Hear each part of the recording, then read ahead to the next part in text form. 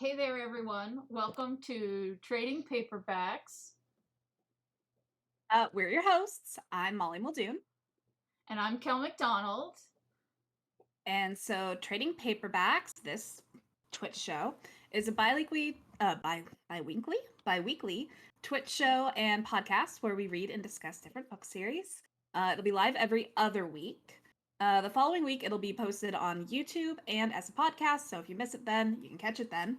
How it works is we both pick a series, our co-host hasn't read, and we take turns discussing them book by book. So, spoiler warning, we will be spoiling the book we discuss each episode. And so, since this is our first episode, there's going to be a couple of us figuring things out while to just in general, just how things are going to roll. As for visuals for the Twitch show, I know Molly's on camera, but I don't like to be on camera, so I'm going to be designing a logo for us.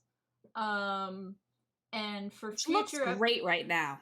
Yeah, it just and for future episodes, I might play a video game, I might draw fan art. We're gonna see what people are interested in. But Molly, can you do me a favor? How is What do you my need? screen showing up on the multi-stream? On the multi-stream. I don't know, on the multi-stream, let me look. Or just my stream in general. So your stream in general. Sorry, I can only see mine because I'm very selfish, clearly. Okay, let's see. What does yours look like? You know what? I'm keep getting a network error reload player, and I don't know Oh if no. that's just my So internet. we do have a multi-stream. I just in my chat, I just hit the button so that you can see it in my chat. Let's see. Mine's okay. And yours just keeps loading. Yours is not popping up. Yeah, because I keep getting a network error. Uh-oh.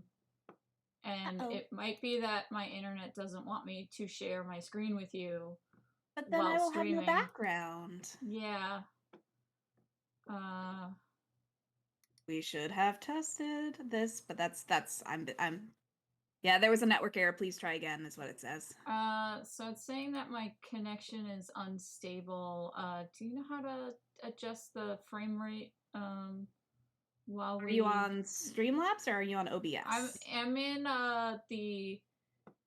I can do it in OBS, and I'm on the dashboard for Twitch at the moment. Oh, I don't know how to do it on real time. Real-time tech problems. Story of our lives. Got our script, do not have our tech. Let's see. Maybe it will be in the settings for OBS. Yeah, because I usually mess with it in OBS. Oh, Streamlabs. I use Streamlabs. Okay, so this is what you get when you come to an inaugural stream. Is you get also hi Varlet. You get technical difficulties. What is so video bitrate that should stabilize the stream, right? Varlet says they've heard good things about Parsec for screen sharing with latency sensitive stuff. Which is a thing we should look. Oh, you know what? Another group of streamers I know also used Parsec for a thing that they did. So that's maybe something we should look at for the future, at least. All right. But yeah, this is a thing, and I always mess with it. Yeah. In my settings of my Streamlabs. Hold on. What do you have yours set to? Mine is set at 5,000 as my bitrate. I have half of that, so I think it just does not want. But I'm also plugged into Ethernet. I am too. Oh, that's weird. Yeah. Because I was having trouble, and that's what solved it for me. And we've done this before, and it worked. Remember? Yeah. So I don't know why it's not working now. Yeah, that's very weird. Maybe it doesn't like me to have Illustrator open at the same time. So I'm gonna quit Illustrator. Yeah, when we played RimWorld. Yeah.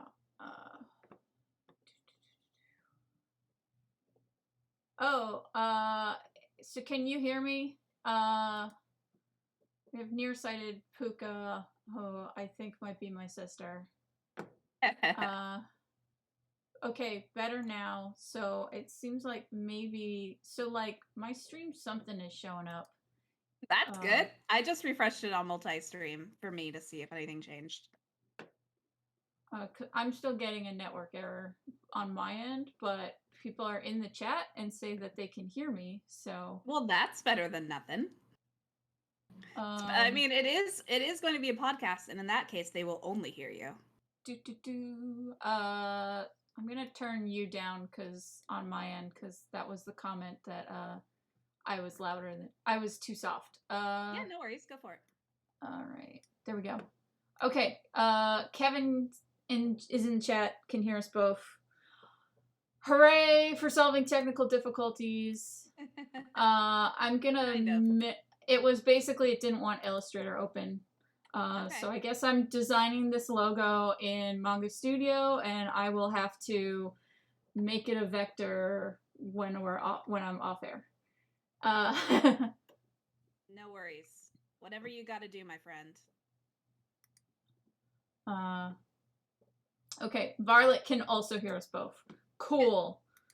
We're both here and having a good time. I lost my place in our script. It's okay. This is the part where we're gonna introduce ourselves anyway. Yeah. For reference, Molly and I wanted to do this because I have done podcasts in the past and liked doing them, but the thing that always held them up was editing them. So if we did this as a Twitch show, we don't have to edit it because it's live. Well, we might want to do it a little bit to cut out all that technical difficulty bit we just talked about. We'll figure it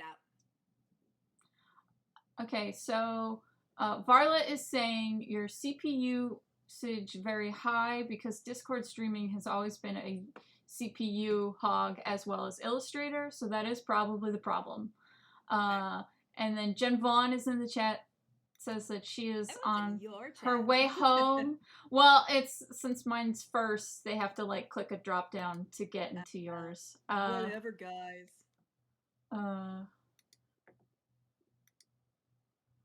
Varlet's in all the chats. Good. All right. So yeah, so basically not wanting to edit a podcast but still do a podcast is why we chose to do it as a Twitch show. Yep. And also I was listening to I go through a lot of audiobooks and I always want people to read the same books as me, and so I can talk about them. And I just read too many books, honestly. And I'm always happy to read more books if it means I can talk about them. So, Kel, introduce to the folks who you are and why you read books. My name is, like I said earlier, my name is Kel McDonald. I make comic books that you can read at kelmcdonald.com. I like urban fantasy books and supernatural stuff. I don't know what else to say. Do you have any background reading history? Do you have strong opinions on anything in particular? What have your podcast been about? So I used to do a podcast called Dirty Old Ladies with my friends Amanda Lafrene and Spike Trotman, where we did comics advice. And that stopped because of scheduling. Then there, as far as reading books, I'm dyslexic, so I actually didn't read a whole lot as a kid. But when I found out about audiobooks, I was like, oh, I can do this while I work. So Now I have been going through many an audiobook. And I think I have like 200 different audiobooks. It's a lot of audiobooks. Yep. Okay, I'll go. Yeah. So I'm Molly Muldoon. I also write comic books. I do not draw them. That is Kel's specialty. I write them, and I've also always been book adjacent, I guess I should say. I'm an English major, English master's student. I've worked in publishing. I am currently a librarian. Books are a lot of my life. It always have been. And so when Kel was like, we should do a book podcast, I was like, yeah, I can read another book. And when it comes to things I like particularly, I will read pretty much anything. I'm a very omnivorous when it comes to books. So I will happily read anything. And that just meant adding one more to my pile. So I'm very happy to do this. I'm happy to make Kel read potentially weird books, which we'll talk about next time, because Kel picked this one. And I picked mine as kind of a joke, but now they have to read it. So yeah. Well, but I'm excited. For the next show. I'm excited to read about these teens that are going to stop fascism with kisses. I feel like that's every YA story. It's a genre for sure. The one you're going to be reading is basically Dystopia The Bachelor, which I'm very excited for you to experience. I have watched The Bachelor, so I do have some, like...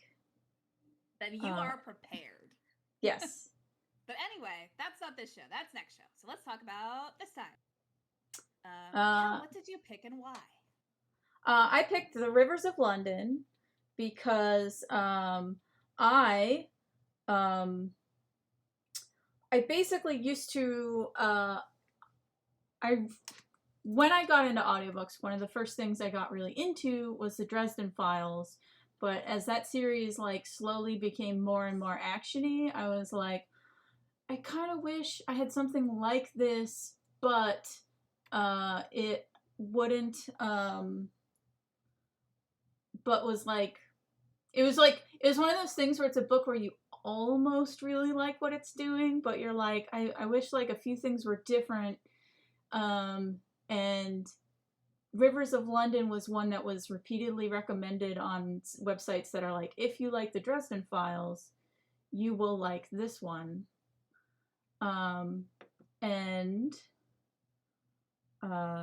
So I picked it up, and I feel like and ended up liking this better than the Dresden Files because it's more my sense of humor, and then it's also more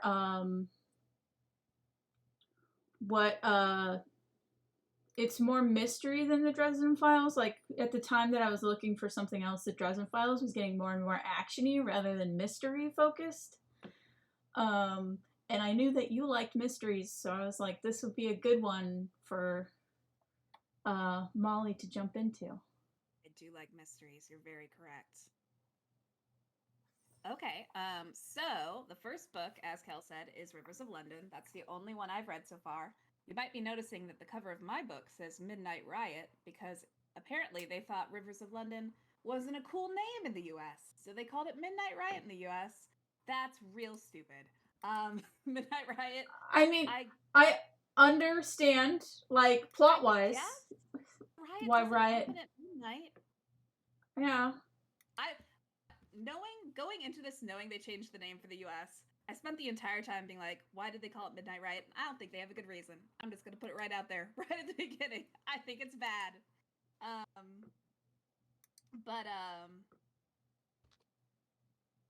So I'll give you a little synopsis of Midnight Riot / Rivers of London, which has a very cool cover. I'm holding it up for the camera. I guess it doesn't really go very well, but it's a little map of London, and it has instead of illustration, it's like words of what is there, and it's quite cool. I really like it. It looks like a map I actually have in my own apartment. So. I stopped screen sharing really briefly because I'm trying to mess with the settings because. Go for it. Everything is not doing so great. No worries. You do what you have to do, my friend. Yeah. So, basis of Rivers of London is we've got our hero, Peter Grant. He is a police constable, and in London, obviously. And he is kind of doing a routine. He has to guard a body at night after there has been a murder. And he is approached by a witness who happens to be a ghost. And he did not know that ghosts existed. And because of this, he slowly falls into a position where he kind of joins the sub police task force that deals with supernatural things. There is only him and his boss. It is a very small division. And he starts learning how magic works. Meanwhile, there are kind of two plots going on, two mystery. One's not really a mystery. Two plots going on. One is that the Thames, the main river in London, I'm sure you guys know that, has two kind of official quote-unquote deities that rule it. One is Mother Thames, who lives in London. One is Father Thames, who lives outside of London. They are fighting over who really gets control of the Thames. So they have to deal with that. And then the other is the mystery that deals more with what has happened, what he began, the murder that he witnessed. The murder investigation. The murder investigation, which is that people, seemingly completely normal people, all of a sudden kind of go a little wacky and like a tiniest provocation, just full on murder someone and then do not remember why they did it. So it is a combination of them investigating that and investigating the river thing. And of course, it all culminates into one giant plot. The river plot is not really a mystery. It's more like a peace negotiation. Like they're negotiating a peace treaty between the two Thames deities. Yes. So I did like that you have those two like situations going back and forth. Because of the just like because it's like the mystery aspect is cool, but like there's a lot of downtime in between like the bits of the mystery, so it sort of like gives him a cool way to like just magic related stuff to do in between, like finding the next clue and all that whatnot. I guess like a nerd, I have notes that I took about the book, and my very first point is there are two plots, and one is vastly more interesting. Which one did you find more interesting? Which one do you think I found more interesting? The murder? Yes. The murder, yeah. The river plot, I can see how it sets the stage of how magic works in this world and the kind of things that could happen. But ultimately, I just found it real boring. I think when it ties in to the murder bits and like when talking to these people, gives clues to other things, I found that very interesting. But Kel, are you going to share your screen with me again, or should I pick a different? I thought I did. No, it's still just your icon. Okay, hold on. I thought I screen shared with you. Because I set a lower frame rate to screen sharing. It says I'm screen sharing with you. It lies. Okay, let me try unpopping you out and then popping you back out. Okay, now are you no, try screen sharing with me one more time. Sorry guys. Technical difficulties. Yeah. Okay, try it again.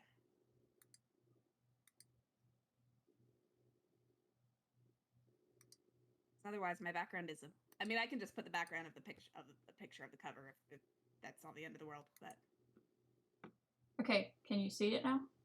No, all I see is your icon of a wolf saying F. Yeah. All right. Because what I did is it says that I'm screen sharing, but I set it at a lower bit rate. that was the only way that I could get my pen to work while drawing. That's not good. So if it's not even, it's still a little bit delayed. But if it's not showing up for you now, then we can the cover up. Okay. All right. Sorry, folks. Images. Drawing it's a good stuff. Cover, so drawing stuff does not. Drawing applications doesn't like to run while Discord is screen sharing. That is what we've learned today. So Molly, we'll have to in future, sometime before the second episode, we'll have to try to figure out that thing that you mentioned for others that other streamers have used. We can do that. That's easy enough.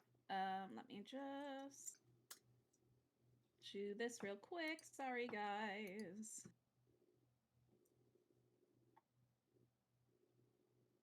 Add source. Desktop. Oh, it's real tiny now. Okay, let's make it big. There we go. Whoa. There we go. It's not great, but it'll do for now. Okay. So what were we talking about? The river gods? Okay. The river gods, you thought that plot was not as interesting. I very much so, yes. And I think that's why the river gods are the B plot and not the main plot. Well, yeah, agreed on that. Yeah. Because also, the river gods, I agree with you that the river god plot is not as interesting. And I think that might be why the American release of it changed the name, because Rivers of London kind of implies that the rivers are going to be the main plot. Yeah. But, I guess so. I think Rivers of London's a much better name. And it's also a better title for the series as a whole. Yes, for sure that. Because but also, like, just Midnight Riot just doesn't fit at all. Yeah, no, what I'm saying is basically, I think there's a reason why they changed the name, but also they could have done better than Midnight Riot. Agreed. Because, also all the river stuff is more like this will be important in the series later, rather than like right now important. And so my favorite part, not my favorite part, but a part that made me very excited, did come from the river plot, which is extremely obscure. But one of the river people, So basically, the deal with these river people is you have Mama Thames and Papa Thames, and then all of their kids are like offshoots of the River Thames, and they're like the rivers of London. So one of the river people, who is one of Father Thames's people, has a wife who is from the late 1700s, and they offhandedly mention who she was in life, because all of the like random name dropped are actual people from London history, and she was the not wife but like partner, unofficial partner of Samuel Ireland, and the mother of Samuel Ireland Jr., who as someone who has a master's in Shakespeare, is one of my favorite figures in Shakespearean history. Because, and this is completely has nothing to do with the book, but it's one of my favorite stories of all time. Samuel Ireland was a big Shakespeare scholar, and his son, who was the son of this character, supposedly in the book, really, why did he do it? No one knows why he did it. He learned how to forge documents. And so one time when his dad was not doing so well, he told this very elaborate story about how I found this trunk, and it's a real cool trunk, and I opened it, and oh my god, it had like 3 Shakespeare plays we've never heard of in it. And his dad was astounded, so excited. I get to bring this on the scene. everyone in London was so excited. Look at these Shakespeare plays we've discovered. They found a letter Shakespeare wrote to Sir Henry Wriothesley, who was his patron, who might be the person that the sonnets are about. And I was all excited. Then it kind of dies down a little bit. And then Samuel Ireland Jr. goes, you know what? I looked in that trunk and there are more things in there. And it has, look at, here's a picture Shakespeare drew of his own face. Here's a letter he wrote to his wife. Here's a letter Queen Elizabeth wrote to him. And of course, obviously, you can't pull the I found a trunk twice.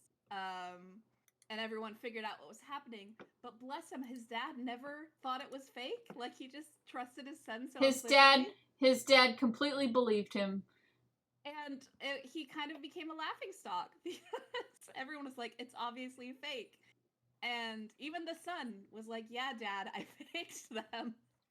But he was like, no, it's true. And the Ireland forgeries are one of the best stories in Shakespearean history. So when that came up, I was absolutely delighted. It has nothing to do with the book, but it was my favorite tangential story.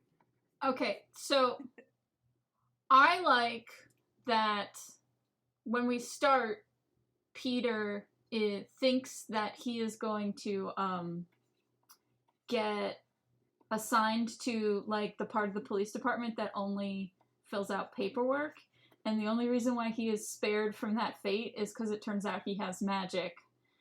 And I just like the detail that he gets too distracted by little details to be a good police officer. Like, he can't follow I do too. a line of thought. Like, he can't follow a line of thought. He is easily distracted by, like, weird trivia things. Like, there's a part where the main female lead is like... Who do you think the main female lead is? Leslie. Okay. Who were you gonna say? I would also agree Leslie, but there is a lot of Beverly in there, and I have weird feelings about that. What are you... Okay, well, we'll go through, like, all the characters. We'll get back to that. Yeah, so I like that there's the part where it's, like, he didn't catch someone because he was busy, like, reading graffiti on a statue. And so she gives him a hard time because she's like, I don't care what's written on the horse's bum of this statue. And he's like, but it was really interesting. And then... I also like the way that he meets his mentor is because he is following up on his ghost lead. And this guy comes out and is like, what do you do? And he's like, ghost hunting? And he's like, okay. And he thinks, like, he's gonna get in trouble or dismissed as drunk. And then it's like, nope, that guy was a wizard and ghosts are real. Lucky time to run into a wizard. So we haven't gone over what the murder mystery is. This is true. Actually, that's probably my favorite part of the book. Yeah, no, and that's what sold me on the series as a whole, is so the murder mystery is, it starts with one guy hit another guy so hard his head popped off. As like happens. It just came off completely. With like a big old pole thing. Like, yeah, like a big pole / bat, and just like, fuck that guy up. And then, like, the next part of it is that a dog bit a guy on the nose, and then a baby gets thrown out the window, and they're all connected. Molly, did you figure out how they're all connected before they tell you halfway through the book?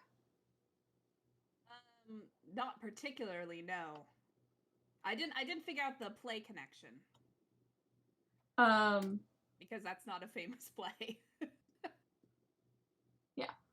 So the reveal is that the spirit that they are chasing is acting out Mr. Punch, which for those of you who don't know, Punch and Judy. Specific Mr. Punch. Punch, yeah. And so I like that it's kind of like all this slapstick is actually horrifying if it really happens. As sort of an angle. The dog biting you on the nose. I don't think that really hurt that guy that bad. Yeah, but the part where it's like hit a guy so hard his head comes off and like. Oh yeah, no, everything else is horrific. Throwing a baby out the window, and yeah. And I think my favorite part is when they figure that out. They use that obviously to kind of track and try and figure out where it's going to strike next. But there's a bit kind of 3/4 of the way through where Peter decides, well, I'll try and insert myself into the play and then throw it off course that way. And it is such a great dramatic scene of him trying to outwit, because the way the magic works, it kind of compels you to do, it wants you to fulfill the script. So he has to simultaneously use his willpower. Basically, it's trying to trick him to stick his head in a noose. And it's very hard for him to not do it, even though he logically knows he shouldn't do it.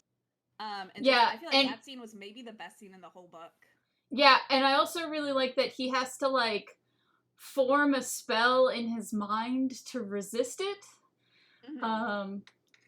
And that's sort of the only way that he can. Yeah. But yeah. Then let's see. I'm looking at my list of notes. Yeah, let's just go through your notes. Let's go through your notes in order. Like, what are parts you liked? Okay, so the first one was 2 plots, one vastly more interesting, which we've kind of already gone over. My next one, which I vaguely alluded to, was so the author is this guy, Ben Aaronovich, who actually used to write for Doctor Who. He wrote one of my favorite of all time Doctor Who serials, Battlefield, which is great. One of my favorite. It's a 7th Doctor. You should check it out if you haven't. I absolutely love it. So I had a lot of faith in him going in. Mm-hmm. And he describes women so gross sometimes. That is a thing that gets toned down.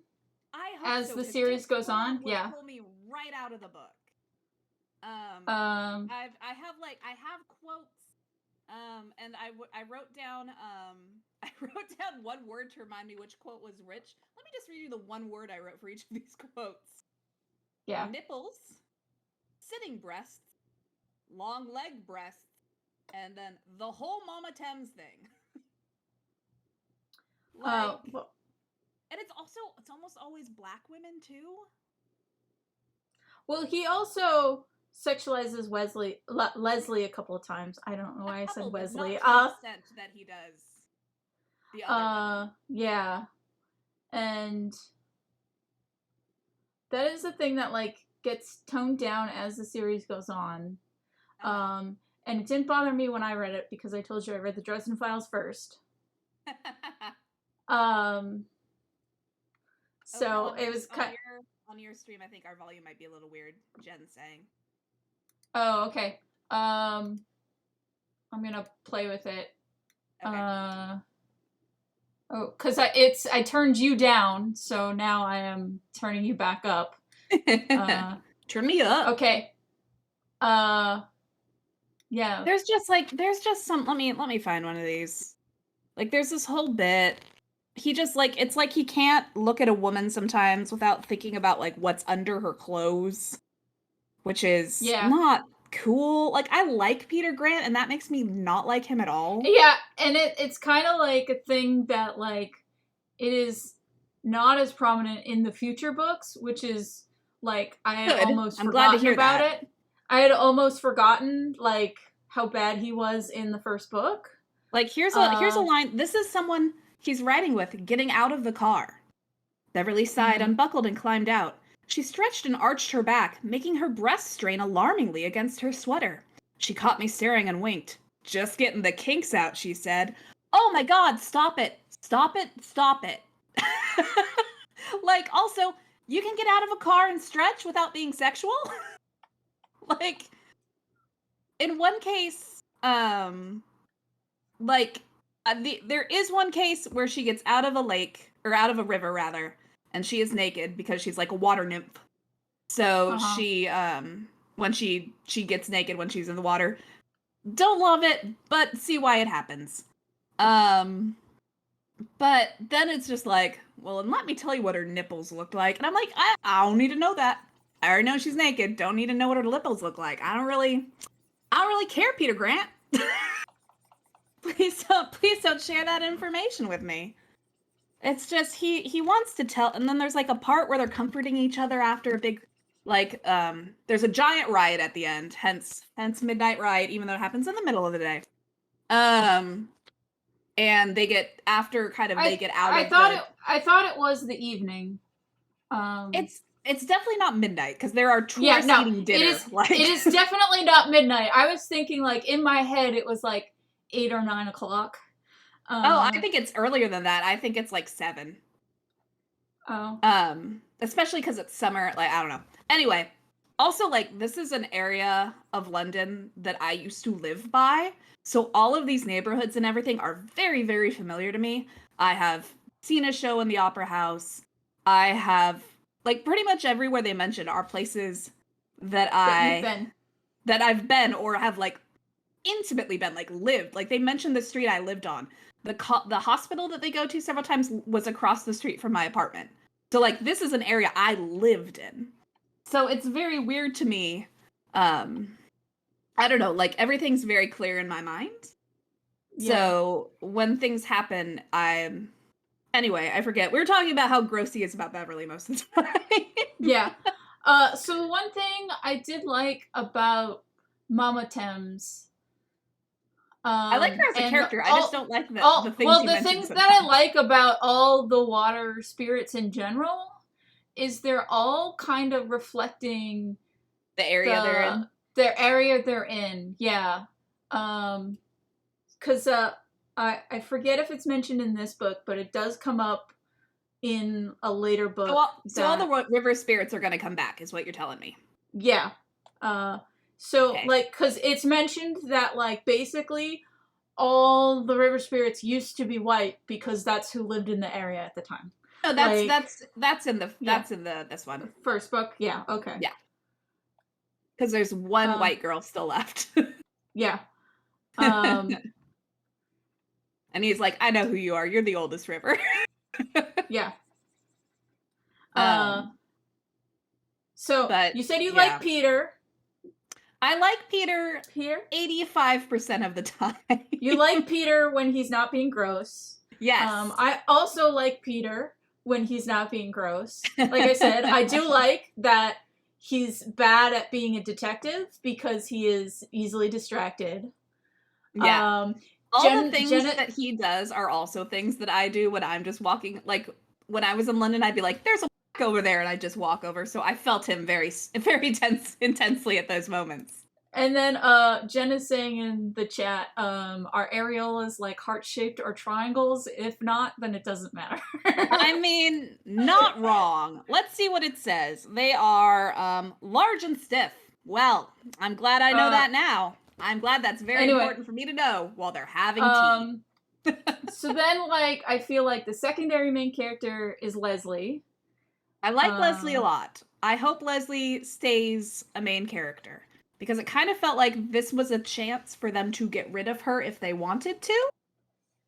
Because we warned you there would be spoilers. Yeah, there's spoilers. Mr. Punch possesses her, and everyone who gets possessed by Mr. Punch has their face magically reformed into the shape of like Mr. his, like, Punch. moon face which is like a cartoonish, like, hook nose, big chin. Like, he looks like a cartoon gesture, basically. He looks like that that mascot that McDonald's had for a while that was a half moon. Yeah. And so then when he you don't leaves want your face their body, like that. So then when he leaves, that face only works because magic is holding it together. So whenever he leaves someone that he has possessed throughout this series, their face basically falls apart and they bleed to death. And Leslie is the only person that they bandage quick enough in time that they can rescue her and not have her face fall off. There's one kid they did rescue because that's how they knew they could do it. I think there was one kid earlier. Anyway, that's not important. That's not an important thing. You liked Leslie. I like Leslie. I like that she is very clever. And I like that she's like a better cop than he is. Yeah. I will say there are some lines, like police jokes, that do not hit right in 2021. Yeah. Like here, the one that like made me go, oh, uh-oh, is right in the beginning, page 51, chapter 3. The first, so every time they, something kind of magic happens, only certain people kind of can know that magic exists. So they have to kind of downplay what actually happened and kind of make up a different thing that happened. And so he and Leslie have to, right after kind of the first big magic thing they witness, they have to come up with fake statements of what actually happened. And so it says, so we spent the rest of the afternoon bearing false witness in separate interview rooms. We were careful to make sure that while our accounts broadly agreed, there were lots of authentic-looking discrepancies. No one can fake a statement the way a policeman can. I was like, well, I don't feel good reading that. Yep. But I feel like different. Well, it's the thing is like lines like that, I feel like basically, well, they read differently now. They are intentionally talking about how the police are horrible. Oh yeah, and they all definitely talk about how it's an old boys club and everything. Yeah, because there's also the part where one of the superior officers gets possessed, like in the riot. Yeah. And basically says a bunch of like horrible shit to Peter. Horrible racist shit to Peter. Yeah, horrible racist shit to Peter, and knocks him out. Until, but I mean, yeah. Peter's biracial. We didn't mention that earlier. Yeah. One of the things that I like is Ben Aaronovich always tells you when people are white, but he doesn't Not in the first book. Not in the first book. Because you had mentioned that before, and so I was looking for it. It is not in the first book. Okay. But because you mentioned it and that you liked that about it, so I was actively looking for it. And so that might be a thing that comes later. Yeah. But yeah, so he is his mom is black and is from Sierra Leone, and his dad is white. Which I appreciate his character being biracial. I appreciate things. It does get weird sometimes when Ben Aaronovich, who is white, sometimes makes quotes about what it's like being black. Sometimes those hit real weird. Yeah. Like I get the ones where he comments on like people being racist or like him being like, this is an assumption, it's stupid kind of things. But there's some that are like, everyone who has an African mom knows. And I'm like, Ben, you don't have an African mom. You know, like, it's very like, you would only know this if you're black. And it feels weird coming from a white writer.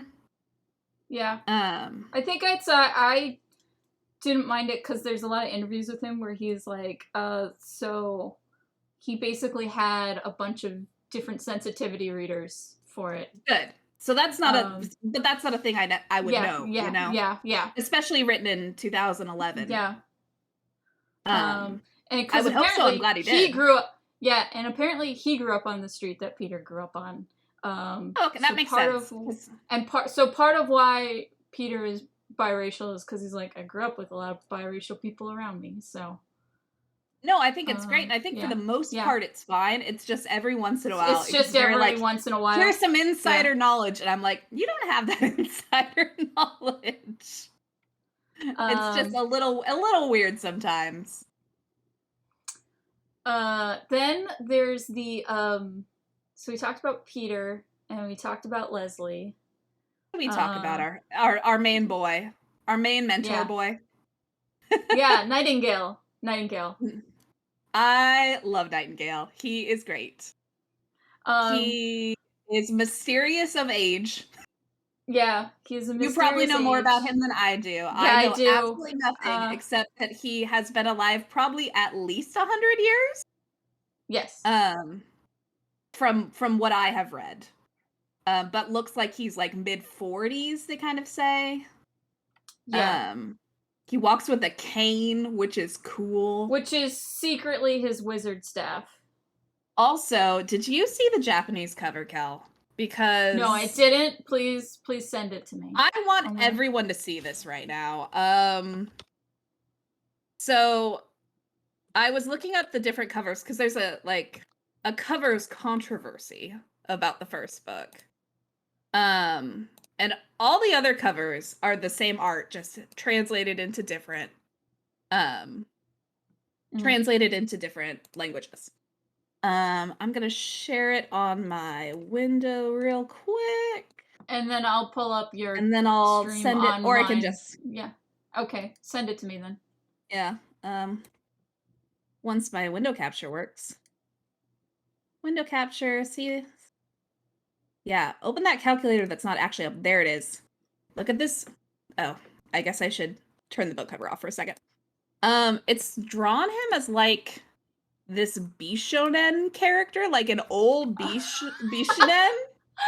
Oh my gosh, that's delightful. Look at him. Like, look at this guy. And I think that this fits because when he is first introduced, Peter assumes that he is trying to pick up ethnically ambiguous young men to be his boyfriend.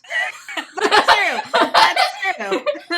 And I feel like that whoever drew this picture of Nightingale is like, we gotta channel that into his appearance. Varlet says that they would describe that face as Christo Faux Walken. Yeah. Also, the title is, so all the other titles are Rivers of London, just in different languages. The title of this in Japanese is Her Majesty's Wizard. Which, like, maybe is true in later books. I don't know. I've only read the first one. But it's definitely not true in this one. He just works for the cops. He doesn't know the queen. He might know the queen. But as far as I know, he doesn't know the queen. So I found this extremely funny. I discovered this earlier today, and I loved it. How did you feel about Nightingale's scenes where he's teaching Peter magic? I very much enjoy their back and forth, and the fact that he is clearly very old because he barely understands like how phones work. Yeah. I really enjoy and I really enjoy that he's not like cranky about it. He's just like, I don't know, I don't care. Like, yeah. Whatever you newfangled young child with your newfangled thing, you do you. Your newfangled telephone device that has existed for most of his lifetime. And because she is tangentially related to Nightingale, Molly, what did you think of Molly? There is a character with my name. Her name is Molly. Maybe the least like me of any character named Molly I've ever discovered. She is like a maid, servant, person in charge of the house, housekeeper character, and also she's maybe like a ghoul vampire. She like sucks your blood and never talks, but also will make you a sandwich. And then she has like super crazy weird teeth. Like she has like, I always picture her teeth as like there's that Mortal Kombat character Baraka. And I'm gonna pull up on my stream Mortal Kombat. Sounds like a dark side detective character. It does sound like a dark side detective character. So this guy, that picture is not big enough. There we go. That's how I picture Molly's teeth. People watching my screen, you can see it's just a million sharp teeth. Here you go, Molly. You can show your screen. Oh yes, please share with me. God! Yeah. Oh! I don't like that at all. All the teeth. That is a lot of teeth. So yeah, Molly is like their sort of maid servant person, and has all the teeth. A lot of teeth. I like her as a character. Yeah. I'm excited to learn more about her. Yeah. I Because think there's like the one hint that like, so he there's basically like a really nice shed in their backyard, a carriage house, that he decides to kind of like fix up as his space because he can basically hook Wi-Fi in there. And he can't magic spells. Magic and technology don't work well together. There are magic spells all around the house. Jen is asking, wasn't she Asian too? Jen, they describe her as looking like the like Samara from the Ring. Yeah, Samara from the Ring, but they don't specifically say I didn't think she was Asian. I thought she just had really long dark hair. Yeah, so they don't say that she looks specifically Asian. Maybe she could get mistaken for Asian, but it's like ambiguous. I did not read her as Asian when I was reading it. And when and also I'm named Molly, so in my head they automatically look like me.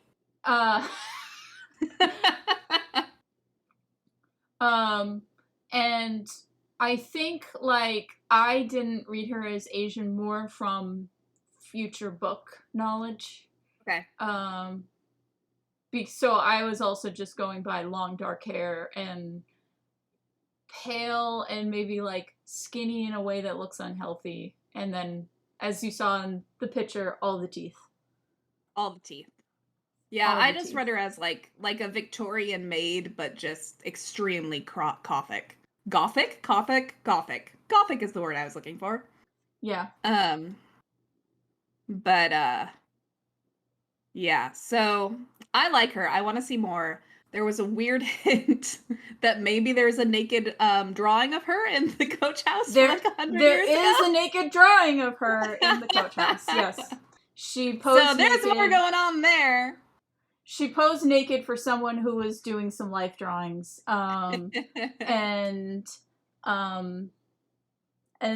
remember she's eating something that is red that I believe Peter is like, I hope those are cherries. No, I like her a lot. I'm excited to learn more about her. Basically, I feel like this book did a really good like setting up, but I also feel like there's a ton I still don't know. Which is why I'm kind of disappointed to find out that the river people are still in all the other books. Because I kind of liked them as like a one-off. And I want to meet like a new group of people next time, which I'm sure I will too. But I don't know. I'm not thrilled that they continue to be in they're not like there are varying levels of important, like okay. So they're not going to be like the B plot of the next book. Okay. But like they continue to exist. There's also kind of like a quasi love triangle, except it's really just he thinks both the girls are nice. Between Peter, Leslie, and then Beverly, who's one of the river people who he just cannot stop describing. And I really don't want that. Like, I have a feeling it will be in all the books, and I'm just very bored of it already. And it's been one book. Yeah. But that's just me. Well, Beverly's not in the next book because she's living I kind of hoped she wouldn't be. Because she's living with Papa Thames. She kind of goes. They solve the how do we make them friends again thing by going the very medieval style of we'll let them each hold up quote unquote hostage like they used to do with children back in medieval times. So Beverly has to go live with the other people. One of them has to come live with Mama Thames. And I was like, good, go away. Not that I don't like you as character, but it made a weird dynamic and I did not like it. So maybe he'll grow up and not be gross anymore when she comes back. I would be cool with that. And then, what? Okay, so we did Peter, we did Leslie, we did Molly, we did Nightingale. Other than the love triangle, what'd you think of Beverly? Like, Beverly, she seems a little manic pixie dream girl. And I'm kind of like if she were the hero of the story, I would like her, but as like that pretty girl that the main guy likes, I'm just already kind of done with you're it. over it. Yeah. Yeah. Which is why when she kind of disappeared at the end of the book, I was like, good. Let's have a new character show up next time. But I would totally read a book that was just her. It's not about her as a character, it's the way she is placed in the story that bugged me. That makes sense. Yeah. That makes sense. Yeah. Because most of the stuff that like I remember from the first book is thinking that the Mr. Punch murder mystery was really cool, and then like which it is. And like you, I was also not as into the priest treaty thing, so the things that I like about the river people come in later books. Okay. I'm okay with that. Lady Ty. Like all the rivers being people, and like it's cool. I like it. Lady Ty is, I think, my favorite of the river people. Well, I mean, the Tyburn River is a very cool river, so it makes sense that she is a very cool/scary person. She's a cool, like, semi-antagonist, and I think, like, she's my favorite out of the whole group of river people. Fair enough. I see it. I wanna learn more about Fleet, personally. We saw her incredibly briefly. And I loved when, like, Beverly got one word to describe her sisters, and she called Fleet, nosy, which is great, because famously Fleet Street is where all the reporters used to live. Good. Like, there's just a lot of really good, extremely short London in-jokes that are in it. Yeah. That I just adored. And, like, it's been 8 years since I lived in London, something like that. And so, like, there would have been a time where I would have read this book and I would have been able to follow street to street how they were walking. I used to, like, know that part of London like the back of my hand. But I was delighted to see how much I remembered.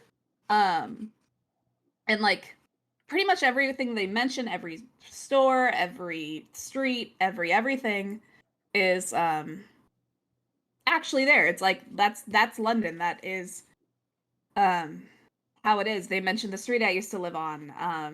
And like they mentioned and the way he's like, oh, the Northern Line, it splits here, and I'm like, I know because I used to take it here, and then but I lived at Euston, so I got on before the split, so I could take any train. Other people had to wait for their special train. It's just like little tidbits that really hit with me because it was like making me homesick for a place I used to live, which was really nice. Yeah. Let's talk about the train scene when he's on the Northern Line, and it all gets real weird. Yes, like because a bunch of people are on the train, and then there is like this is right after like the big riot scene. Yeah. And he is taking the train to go just stay at his parents because he's like, I need to take a break. Yeah. And yeah, he slowly notices the train getting more and more crowded. And then there's a guy that at first he thinks is drunk and raving on the train, which we've all been there. Like, and then it turns out that he is actually Mr. Punch, sorta. Or like the guy that Mr. Punch is connected to. And that is kind of like, I really liked that scene. And clearly he was like the main antagonist. Yeah. But, and his little speech about what he is, which I wrote down, let me find it. Peter asks, who are you? And he says, I'm the Demon Drink. I'm Gin Lane in your local crack house. I'm a follower of Captain Swing, Wat Tyler, and Oswald Mosley. I'm the grinning face in the window of the hansom cab. I'm a Dickens long for the countryside, and I'm what your masters are afraid of. Which is a great line. Like, it's like, I am everything that was evil about old-timey London. Mm-hmm. And like the caricatures of the darkness of like when you think of Victorian London and early modern London, like the famous picture of Gin Lane, the famous like the Jack the Ripper, the all of that. And I really liked that, but I also like, is this a thing that comes up again, or is this a one time for this book?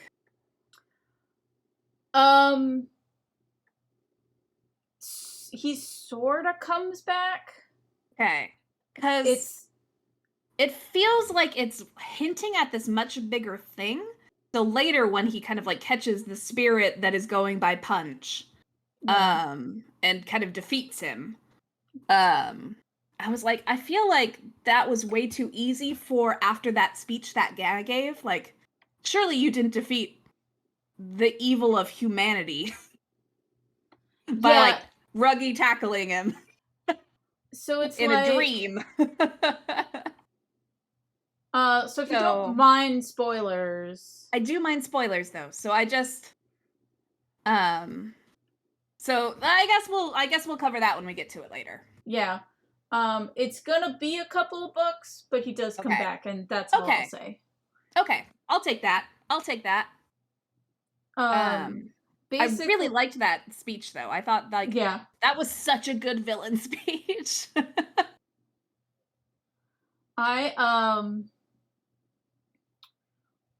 What I really like is so like I like that Leslie is possessed by Mr. Punch through most of the book, and you just like don't realize it. You realize it like at the very end, yeah. Very, very end.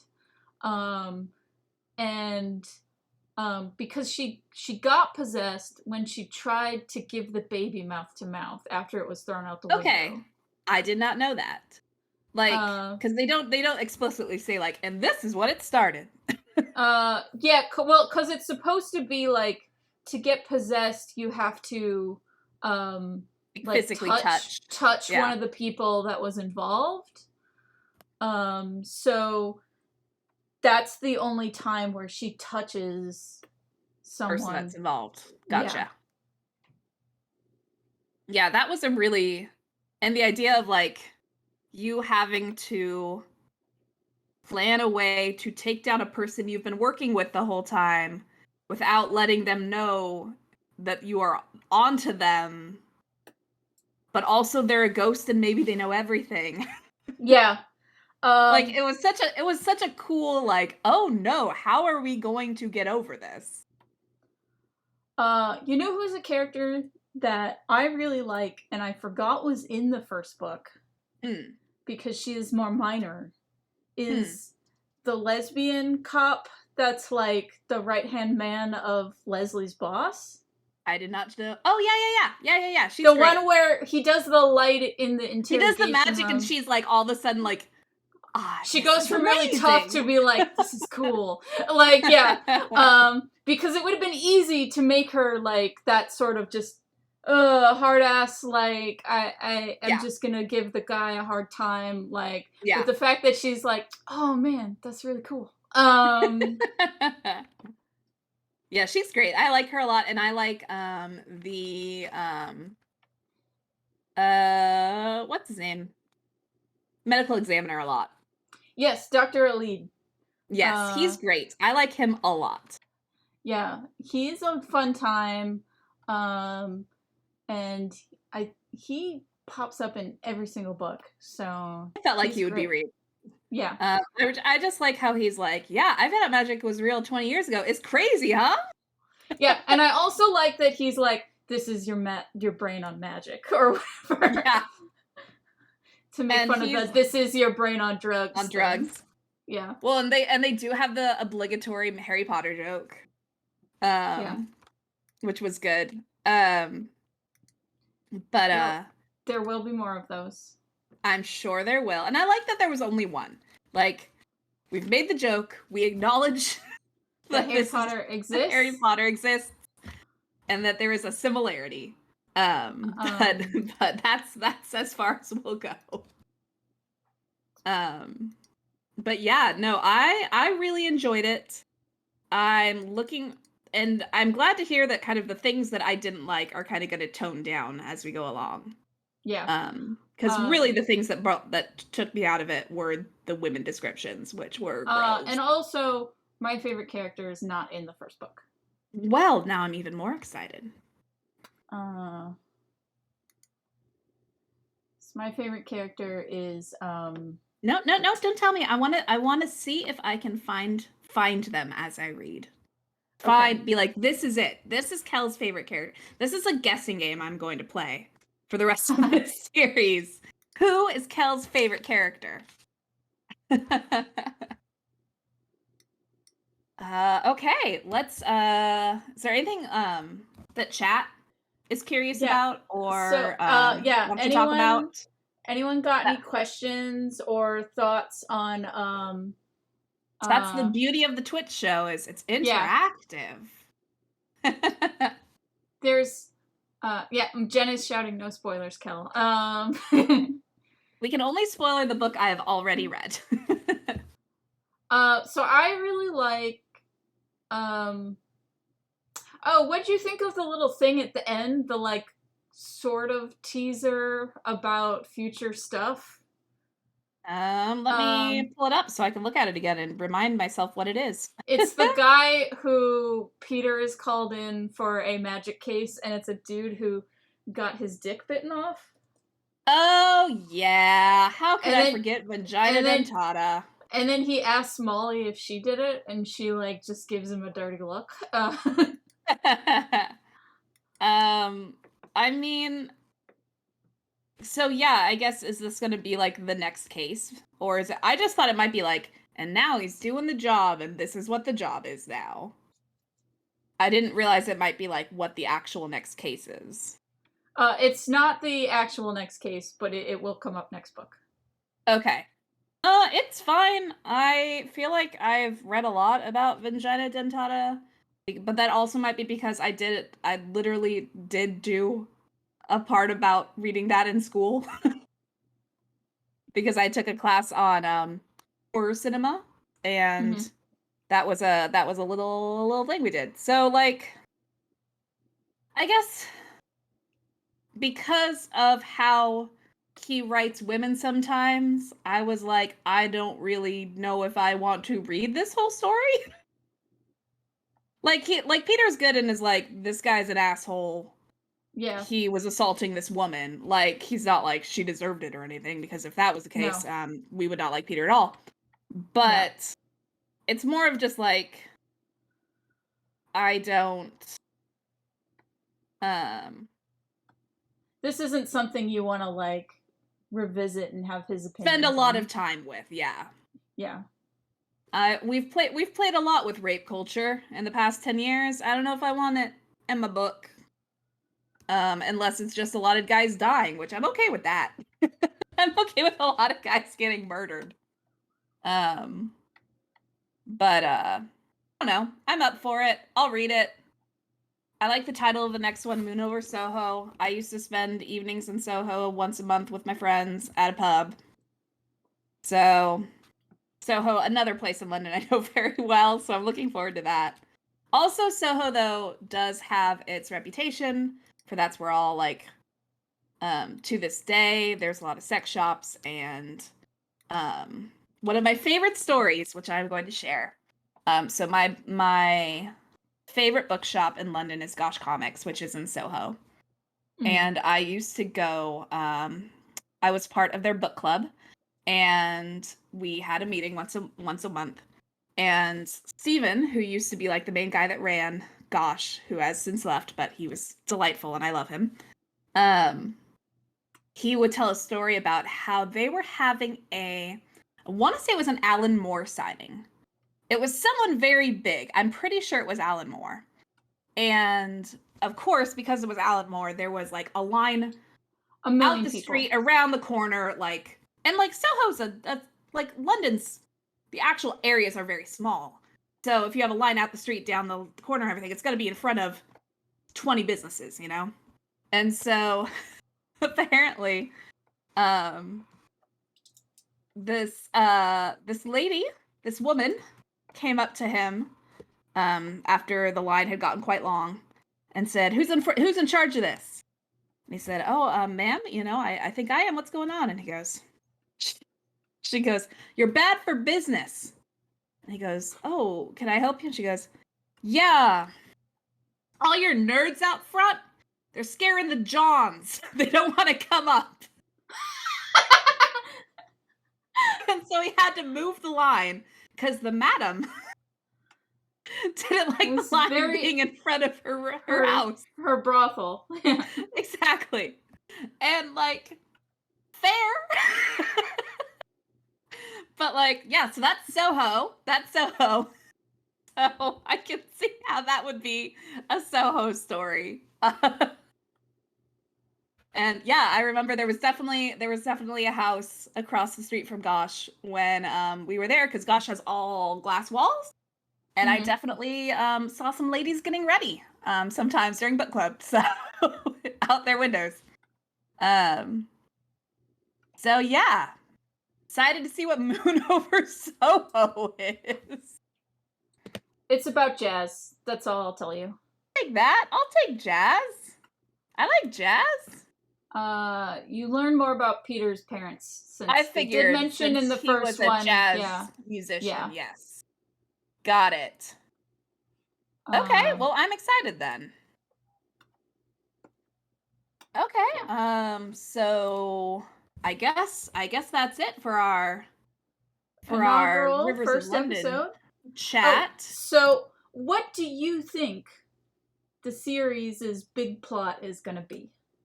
What the series' big plot is going to be? I think the series' big plot, they keep talking about the agreement. And so I think it's going to be like, and also there's hints of like there was a big battle and it went really, really poorly. In maybe Germany. And everyone keeps referencing it. So I think it's going to be like the history and place of magic in the current world, maybe. And maybe there is someone who is trying to let people, like, stop people from using it. That just reminded me of what I think is my favorite scene in the book.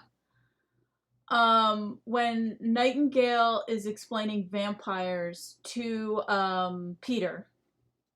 Yes. And he mentions experiments with vampires. And Peter is like, oh, so the British government tried to like use vampires to fight in World War II, and like Nightingale gets offended and is like, no, the Germans did. And the vampire part was really interesting. I really liked that. Yeah. And I like that the vampire like detour helped him figure out why magic is interfering with technology. And I liked his little thing where so basically, folks in the chat, there's a scene where Peter realizes that like, okay, so magic is fucking up like cell phones and stuff. So he buys a bunch of cheap pocket calculators and then like puts them in like a marked radius away, like with him in the center, and then he has like one's a foot away, one's like a yard away, like, and then cast a spell to see how much each like calculator gets damaged. And I liked that sort of like methodicalness of him figuring out what's going on with magic versus technology. Well, and also we find out that Sir Isaac Newton came up with the laws of science and the laws of magic. Yes. But I think that's also going to be a reoccurring scene or reoccurring theme, because it seems like there was an apprentice before him that was trying to do this and perhaps it ended badly. So I think that's also going to be kind of a reoccurring thematic thing of Nightingale maybe worrying about him dangerously doing things in the name of scientific pursuit. magic-tific pursuit. Jen is asking what series we're going to do next. Jen, we're going to be focusing on a book that Molly picked called The Selection. The Selection by Kiera Cass. Which is about, it's like The Bachelor in a post-apocalyptic setting.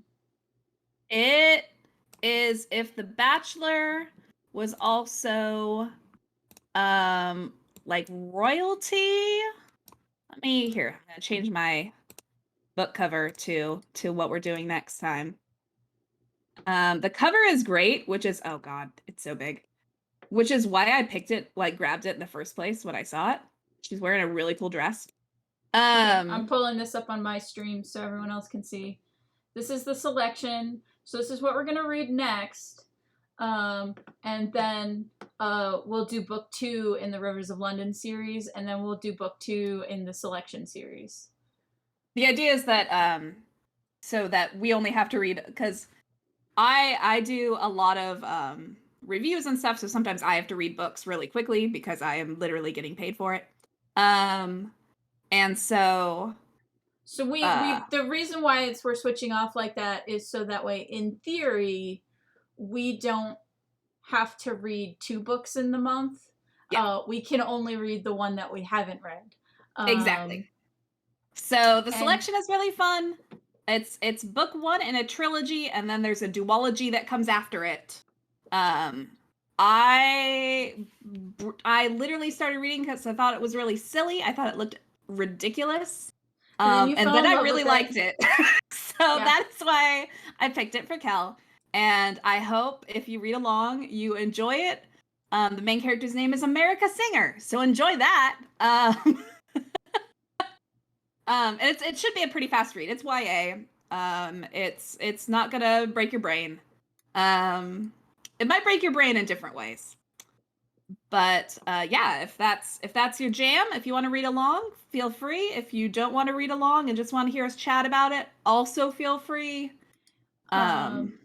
It's whatever you want to do, and then we'll read Midnight Over Soho for the following.